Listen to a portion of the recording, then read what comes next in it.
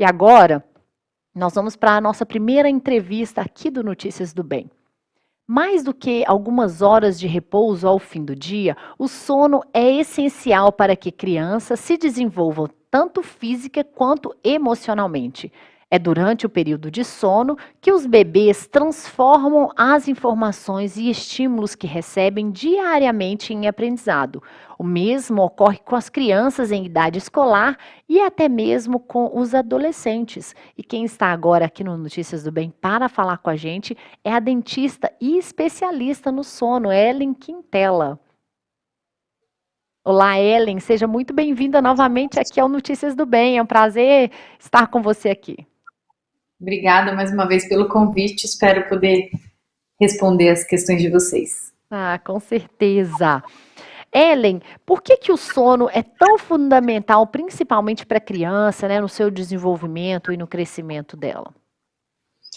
Então vamos lá.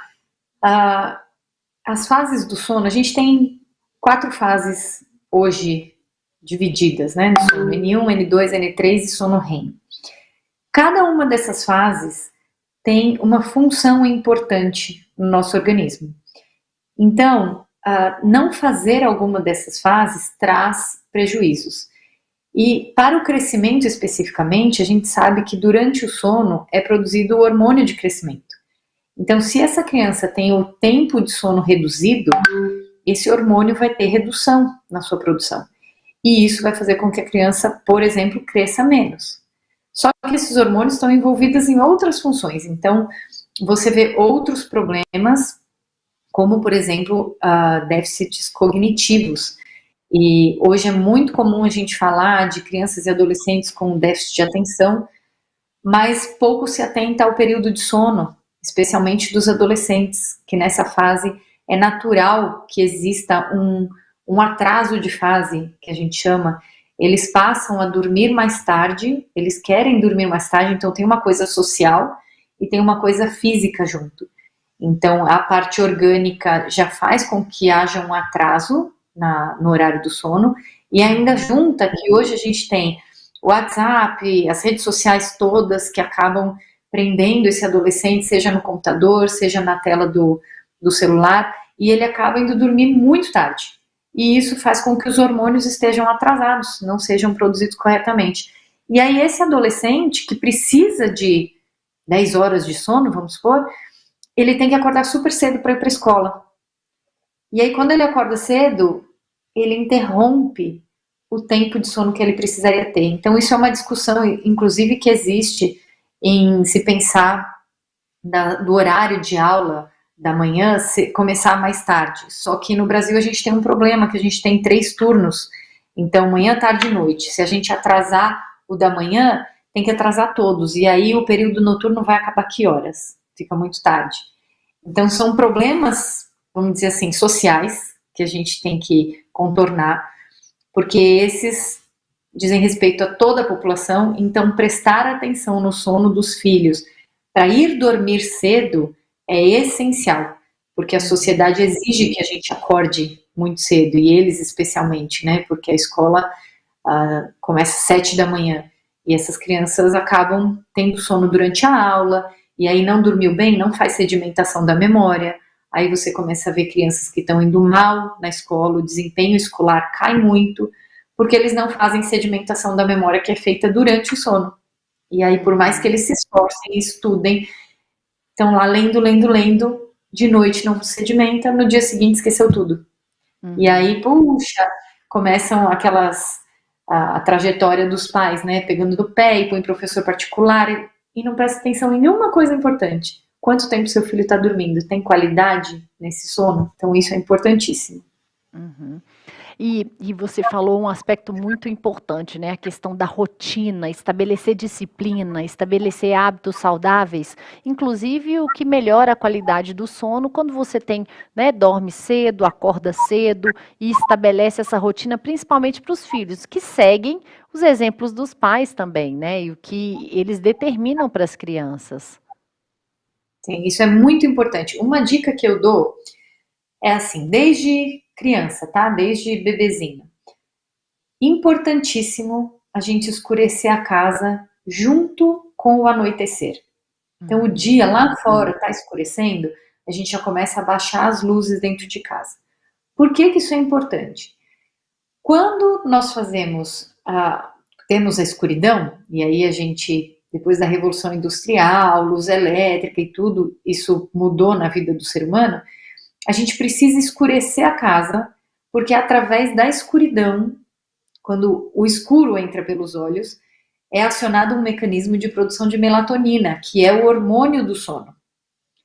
Então, hoje as pessoas estão mais preocupadas em comprar melatonina para tomar do que em mudar sua rotina para que a produção da melatonina natural seja produzida. Então, ao invés de comprar a melatonina, escureça a sua casa mais cedo. Luzes. Apagar aquelas luzes fortes, luz branca, preferir abajur, sempre uma luzinha baixa, então 7 horas da noite você já está baixando as luzes, tirar, principalmente as crianças, das telas, vamos por aqui que eu acho que um horário bacana para as crianças dormirem é 9 horas, então às 8, começar o ritual de sono, então tirar telas, e telas envolve computador, celular, televisão. Então, 1 hora antes de dormir, tirar as telas. E aí, fazer o ritual de sono, que seria uma alimentação leve, fazer um ritual de tomar um banho relaxante. Então, a gente faz isso com os bebês, né? E por que para depois e na vida adulta não faz? Então, um banho relaxante. Usar pijama. Então, isso é uma coisa que eu vejo com frequência no consultório. As pessoas vêm e dormem com qualquer roupa, com a roupa que veio da rua. Mas é tão importante pôr o pijama, porque o pijama é aquele momento aconchegante e é como se desse um clique no corpo. Opa, chegou a hora de dormir. Mudou a roupa. Você não usa uma roupa para sair, outra roupa para ir para a escola, outra roupa. Então, são hábitos que a gente vai condicionando o organismo a entender que naquela hora chegou a hora de dormir. Então, a produção dos hormônios, que são noturnos, vamos dizer assim, eles começam a acontecer naturalmente por conta desse hábito que é criado. E eu vi que você falou, né, de tempo para criar hábito, 21 dias. Então, fazendo isso diariamente, o seu organismo entra num ciclo. E o corpo, ele trabalha assim, hormônios que sobem, que descem, nessas 24 horas do dia.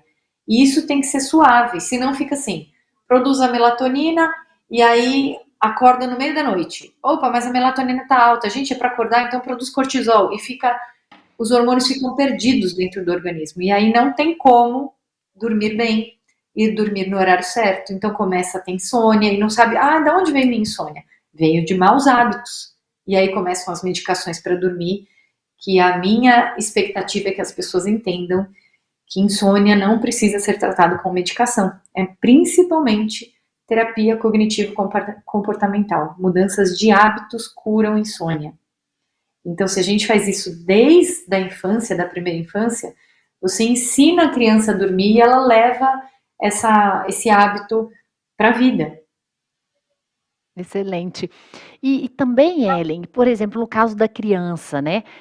No primeiro mês, no terceiro mês, no sexto mês, quanto tempo é necessário de sono para cada etapa, né? Para cada idade, né? De acordo com o crescimento da criança? Existe uma regra ou uma instrução, né? Uma dica que você pode dar com relação a isso?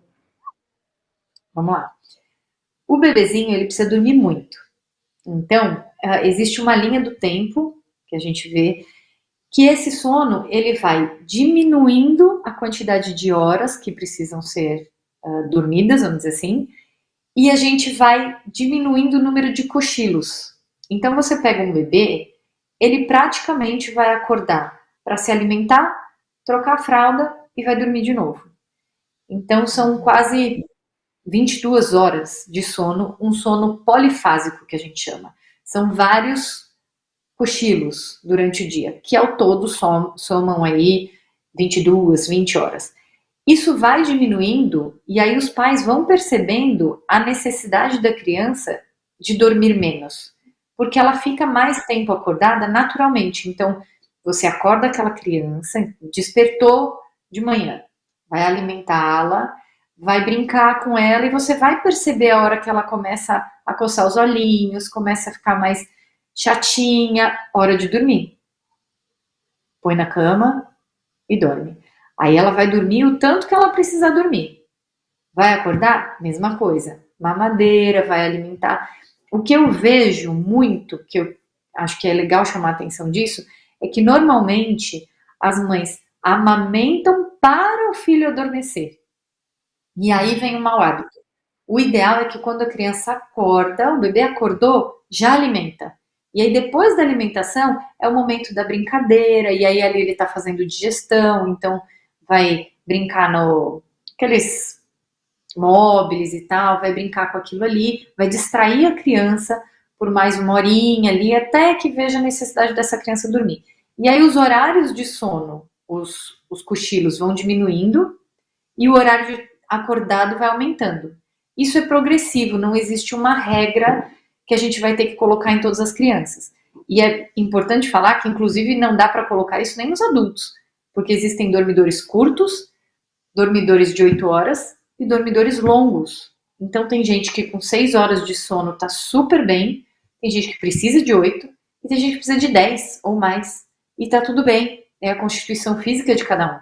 Então, a gente tem que respeitar essa criança no tempo que ela precisa de sono, mas mantê-la acordada naquele período que não é horário de dormir. Como? Através de joguinhos, brincadeiras, alguma coisa na TV, um desenho, mas algo que chame, que desperte, né, a atenção. E aí, conforme ela vai crescendo, a gente diminui o número de cochilos. Então, começa sendo 1h30, 2, dormindo. A cada 1 hora, tá lá, 2 horas dormindo de novo, acorda. Depois muda, esses cochilos vão ficando mais curtos e um número menor. Daqui a pouco a criança vai para a escola e ela faz um cochilo à tarde, mais longo. Então o sono de polifásico vira um bifásico. Dorme à noite e dorme à tarde. Isso pode durar até 3 aninhos, por exemplo, dependendo da criança. Depois vira monofásico, que vai até a idade adulta. E aí nos adultos tem adulto que cochila de dia, que eu peço, tire o cochilo, que isso também gera insônia e a pessoa não consegue dormir à noite. Então aquela famosa siesta, né? Siesta, né? Que é recomendada então para os adultos, Ellen? Então, a siesta é uma questão cultural. Nós estamos falando de um país como a Espanha, em que a pessoa nasce e cresce nessa cultura. Então, é para a vida um sono bifásico. Isso tudo bem, porque eles realmente dormem, eles fecham tudo, o comércio fecha tudo, todo mundo vai para sua casa para dormir. E aí você pega horários de sono de 3 horas durante a tarde. Só que à noite eles vão dormir 5. E aí soma 8 horas de sono no dia, só que é um sono bifásico. Então eu tenho de tarde e de noite. No Brasil não é assim. A gente não tem condição. Ninguém fecha as portas para fazer um soninho à tarde. Então, o que as pessoas fazem às vezes é assim: ah, hoje eu consigo dormir um pouquinho à tarde. Como eu estou muito cansado, vou dormir. Este cochilo é que é prejudicial. Esse é que não se deve fazer, porque ele quebra todo o ciclo hormonal que o corpo já está habituado, porque nós temos o sono monofásico, é só de noite. Quando você insere o cochilo, isso é prejudicial. Então, a siesta é uma questão cultural de todos os dias, então os hormônios são produzidos dessa forma. O nosso é monofásico, é diferente. Então, o hormônio tem 24 horas ali subindo e descendo. No outro, que é bifásico, nessas 24 horas ele faz como se fossem 12, porque ele tem uma noite, vamos dizer assim, no meio do dia. Entendeu? Então a Entendi. gente precisa alinhar os hormônios. Sim, com certeza pode ser tema para a nossa próxima entrevista, então, né? E Ellen, eu fiquei curiosa que você falou das 3 etapas do sono, né? O N1, o N2 e o sono REM. Você poderia Tem o falar N3, assim, desculpa? N1, N2, N3 e REM. Ah, então são 4 etapas, sim, perdão. Você poderia, em poucas palavras, assim, a gente já está no minuto final mesmo da nossa entrevista, mas só dar essa pincelada para a gente poder entender melhor com relação a essas etapas do sono? O N1 é aquele sono que você deita e se alguém falar seu nome, você consegue responder. Você sabe que, opa, você está entendendo o que está acontecendo no ambiente. Então é aquele sono super leve. Que às vezes a pessoa fala, olá, já tá dormindo, e você responde, não tô dormindo não. É o começo do sono. O N2 é um sono que você até ouve o que está acontecendo, mas você já não responde. Então, você fica num sono um pouquinho mais profundo para chegar no N3.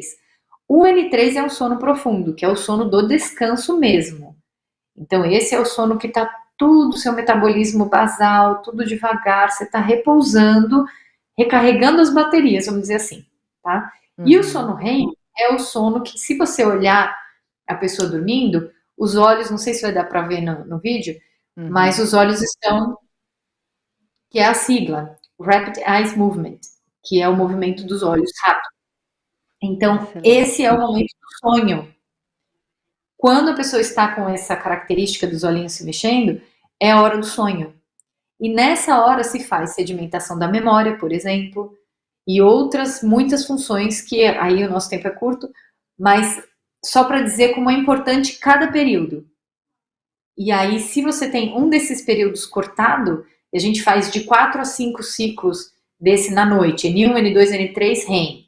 Aí depois, às vezes, desperta um pouquinho, nem percebe, mas tem um despertarzinho, N1, N2, N3, REM. Às vezes sobe N3, N2, REM. Então, isso se repete umas 5 vezes por noite. E normalmente você vai lembrar do sonho que você faz no último REM, que é por volta de 6h30, 7 da manhã, dependendo da hora que você acorda, né? O último REM é a hora de você acordar. Então, essas funções são muito importantes de serem acionadas à noite. Isso depende de você fazer todos os ciclos, dormir uma noite inteira. Excelente, Ellen. Deixa seus contatos, por favor, quem quiser te acessar diretamente, conhecer também um pouco mais do seu trabalho, né, tiver mais perguntas para fazer para você. Joia. No Instagram acho que é bem fácil, porque as pessoas escrevem lá e eu respondo sempre que possível. É @DRA, de doutora, Ellen, com H2Ls, Quintela. Doutora Ótimo. Ellen Quintela. Tá? E o WhatsApp é o 999-27-011, né? Desculpa, 011. 999-27-8428. Excelente, Ellen. Muito obrigada mais uma vez. Com certeza teremos mais entrevistas pela frente. Ótimo dia para você, um ótimo final de semana. Obrigada, viu? Bom fim de semana. Para você também.